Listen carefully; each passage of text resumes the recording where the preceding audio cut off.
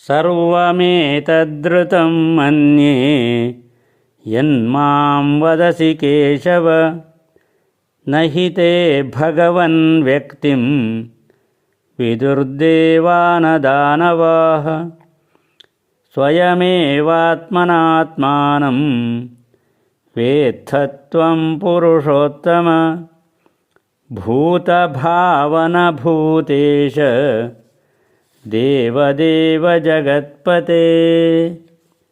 वक्तुमर्हस्य शेषेण दिव्याह्यात्मविभूतयः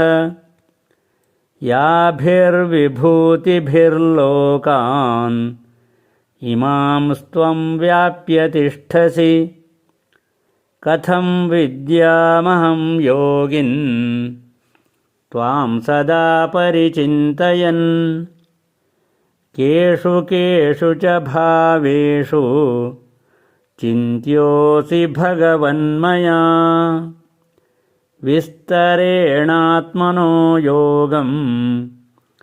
विभूतिं च जनार्दन भूयः कथय तृप्तिर्हि